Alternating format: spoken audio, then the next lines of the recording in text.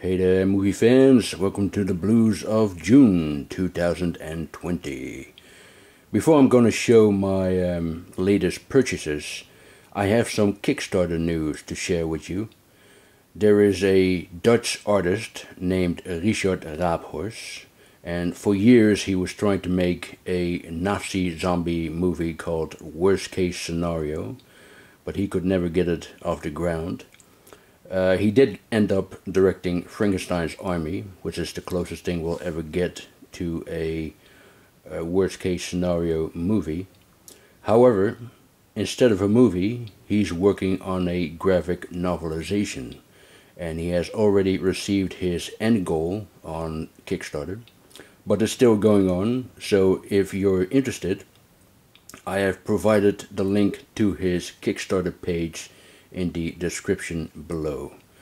I have already chosen my pledge, and he sent me this personal thank you note with a little zombie drawing there and a very nice artwork on the other side with a zombie there hanging on a balloon. So again, if you're interested, go check it out. Okay, I got 3 Blu-rays from my good friend Carlos, Eastwood for Life fan. We all know him, right? He's an absolute legend within our YouTube movie collecting community. And it's not a trade. I asked him if he could help me out getting these titles. And the first one is The Specialist. Wonderful spaghetti western by Sergio Corbucci. And also a wonderful release from Eureka. I didn't know that this was part of a trilogy, by the way. It says here in the booklet.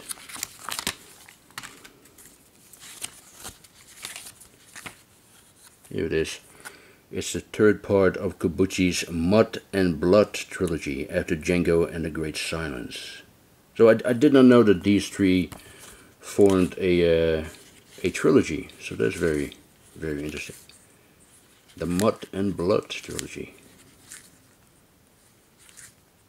Yeah, fine release. Thank you very much for getting me this, Carlos. Absolutely great.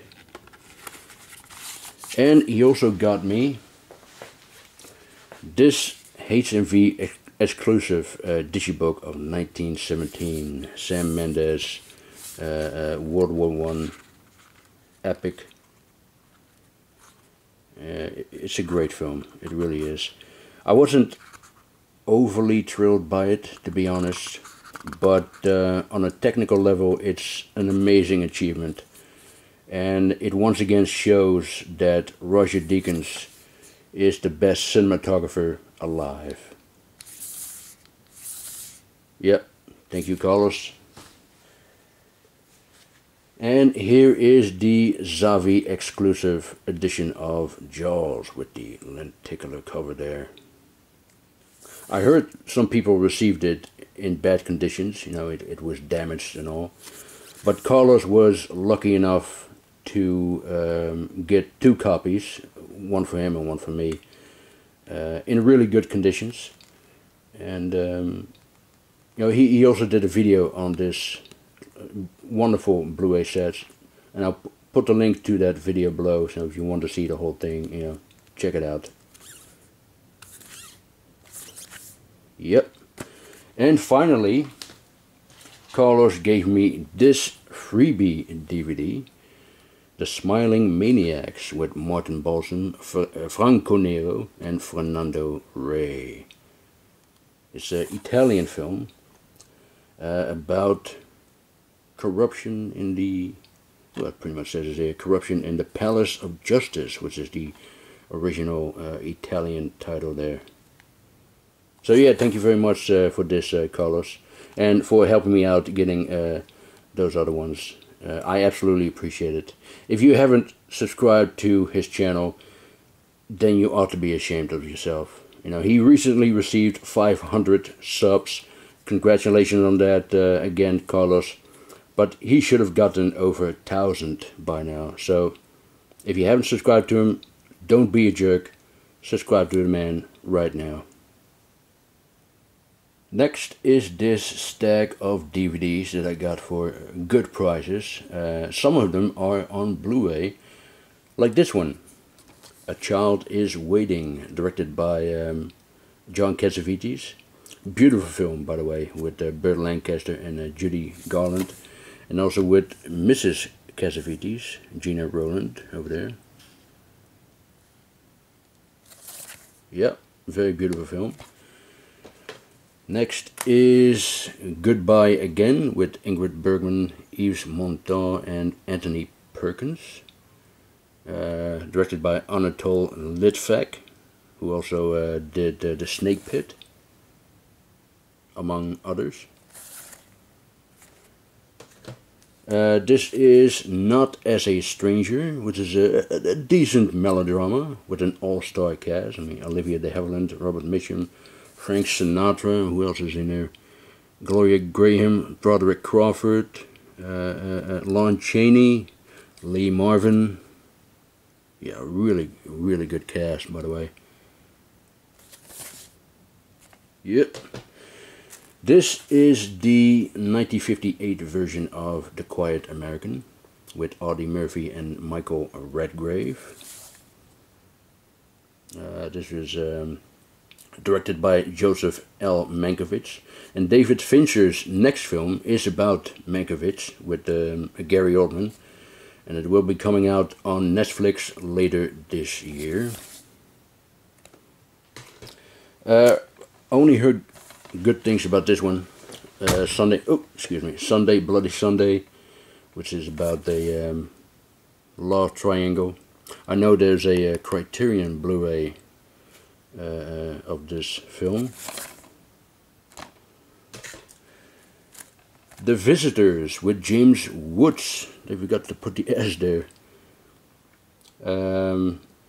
Yeah, there's a film by Elia Kazan, written by his son Chris Kazan, and you can see this as, he was Elia Kazan, by the way, but you can see this as an unofficial sequel to Casualties of War. You know, Brian De Palma's Vietnam movie with James Woods in the Michael J. Fox role and Steve Railsback as the Sean Penn character.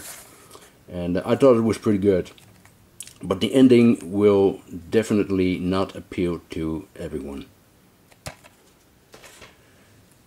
The Voyage by the great Vittorio De Sica with Sophia Loren and Richard Burton. You know, it's a shame that it only has the Italian audio. Usually I don't mind that, but one of the things I love about Richard Burton is his voice. And the idea that he is dubbed by an Italian actor, I don't think I'm going to like that. This one is The Wild Angels, one of the 1960s B-movies about biker gangs with Peter Fonda and Nancy Sinatra, directed by Roger Corman. Yeah, this looked like a lot of fun. And finally, we have a terrific film, The Young Savages, another one with Burt Lancaster. Directed by another great filmmaker, John Frankenheimer, who made two other films with Lancaster, The Train and Birdman of Alcatraz.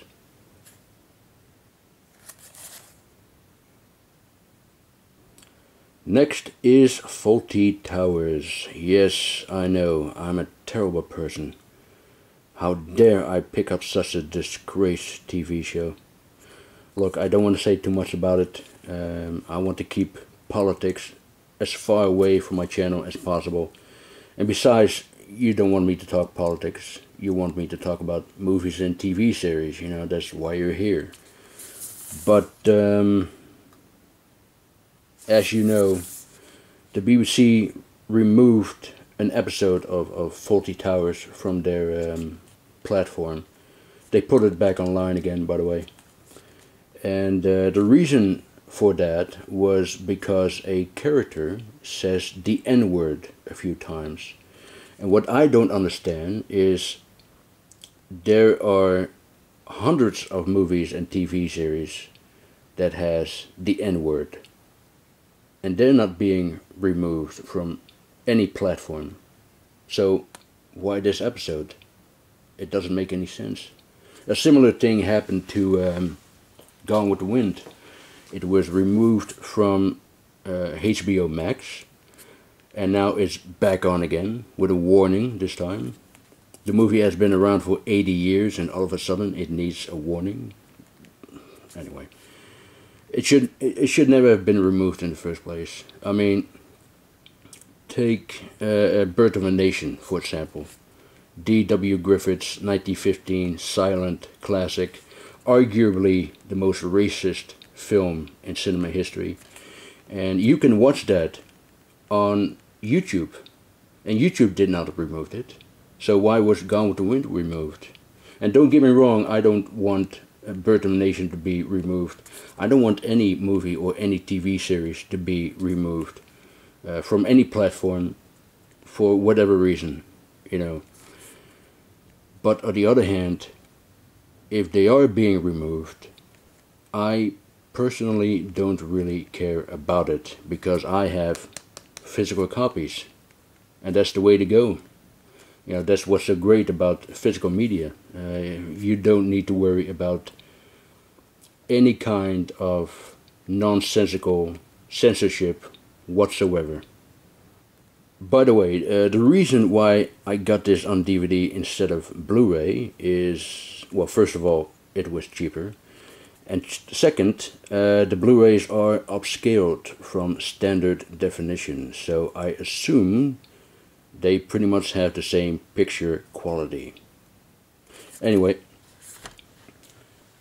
I also picked up Mel Brooks' History of the World Part 1 and Monty Python's The Meaning of Life. Now, rumor has it that these two, along with other Monty Python and Mel Brooks titles, especially Blazing Saddles, are the next victims of political correctness. And, no, perhaps it's all bullshit, you know. Perhaps I'm just panic buying. In fact, I am panic buying. You know, these are my toilet papers. But, I'm not taking any chances, you know. You never know. You never know. It's a crazy world out there, and it's getting crazier by the day. So I got these from Germany because they were the cheapest ones I could find. I got a small stack of arrows here, and the first one is The Woman, the sequel to Offspring, which is also part of this beautiful set from Arrow. And again, it is stacked with extras, as we can all, you know, expect from the ladies and gentlemen at Arrow. And there is a third film, by the way, called Darlin', which is directed by Pollyanna McIntosh herself. And I'm hoping that Arrow will also release that one as well. But yeah, very nice release. Very, very nice release indeed. I have seen The Woman, but I've never seen Offspring, so looking forward to checking that one out. Dream Demon. And the first time I heard about this movie was on MTV. You know, back in the day when MTV was great. You know, when they were showing music videos and Beavis and Butthead, you know. Now it's absolutely shit. But back then, you had a movie program called The Cult Corner. And they talked about films I never heard of before or never seen before. It also introduced me to John Woo. They showed clips of The Killer and The Hardboiled, and I was immediately hooked. You know, I wanted to see them right away. And that's how I found out about Dream Demon, you know, through The Cult Corner. And they showed the wedding scene. And that has always stayed with me. And I don't recall ever seeing the movie in its entirety. I have now, but not before. No, I don't think so. But the movie was alright. It just misses a good antagonist, in my opinion. I mean, you have Timothy Spall and Jimmy Nail, and they were fine. You know, they definitely stole the show, but they were only supporting roles, so that doesn't really count. By the way, who exactly is the Dream Demon? I haven't figured it out. Or did I miss something? Anyway. Next is Omni Arthur. I believe that's how you say it in Swedish. But I thought this was a fascinating and gripping science fiction drama where the Earth has become uninhabitable and the survivors are heading towards Mars in this huge spacecraft. It's like a city in space, and something happens on the way in which the spacecraft gets knocked off course, and they're doing everything they can to get back on course. Now, if you're a sci-fi fan and this sounds like your kind of movie, don't get your hopes up. It doesn't focus on action and visual effects. It focuses on characters and human behavior. You know, it's not a Hollywood style movie. It's a Swedish art house film. You know, somebody described it as Ingmar Bergman in space, and that pretty much says it all. But yeah, I liked it. I liked it a lot.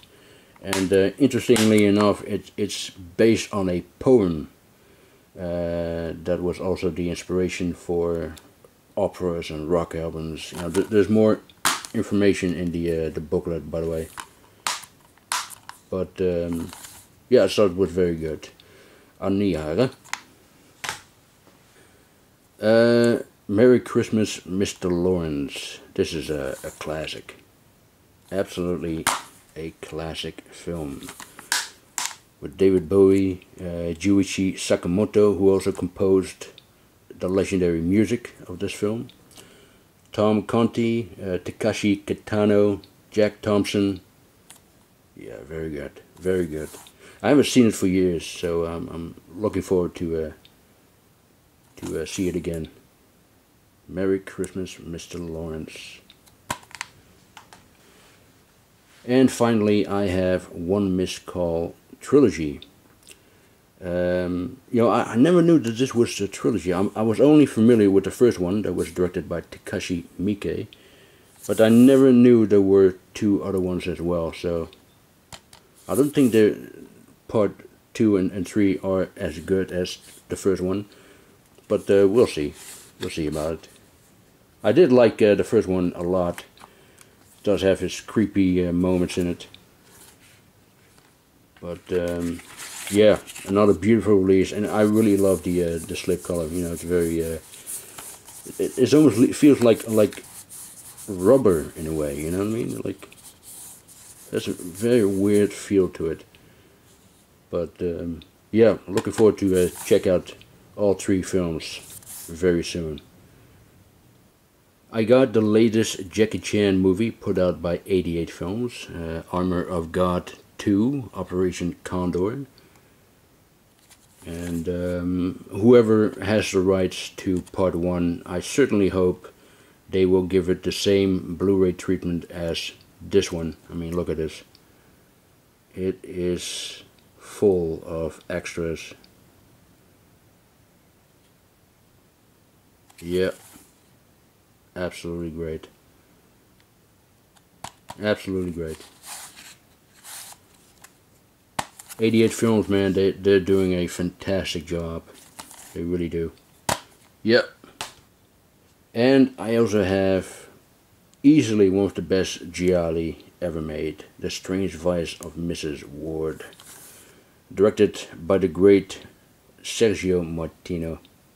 and starring one of the most beautiful women ever captured on screen, Edwidge Vinec. I already have the UK Blu-ray from Shameless, but I wanted to get this one as well from Severin. It also includes the CD soundtrack from Nora Orlandi. As you can see, it is limited to 3,000. Oop.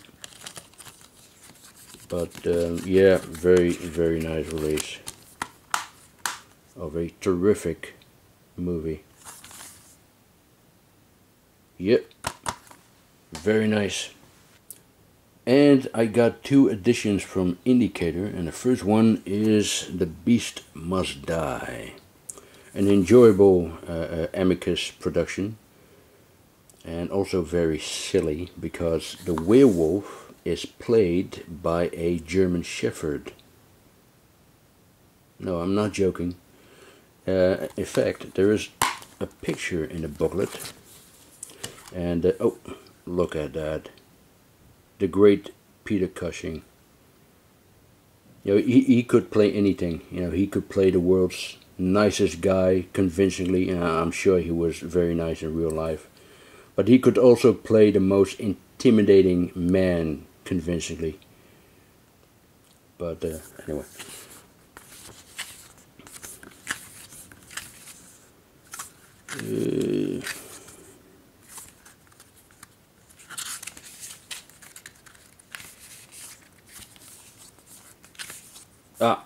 There he is.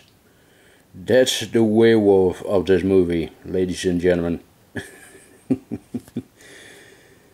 Yeah, I guess they couldn't afford the good old-fashioned, always reliable man in suit werewolf, but yeah, it's despite of that, it's a fun movie, you know.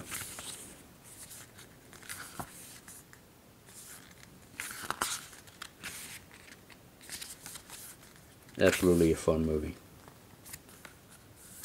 Yeah. The Beast Must Die. Oh, by the way, this is very misleading. This is not in the movie. This is this picture of this werewolf. This is actually from another movie, but I don't know which one it is. But anyway, fun movie. And last but not least, I have this very beautiful limited edition of Force 10 from Navarone, the sequel to The Guns of Navarone. Yeah, absolutely beautiful release. By the way, Dan, aka Physical Media for Life, did a video of this set. So if you want to see the whole contents, check out this video. You can find the link below. Yep, and that is it for my June update of 2020. I hope you enjoyed it. Thank you very much for watching, and I'll talk to you next time. Bye.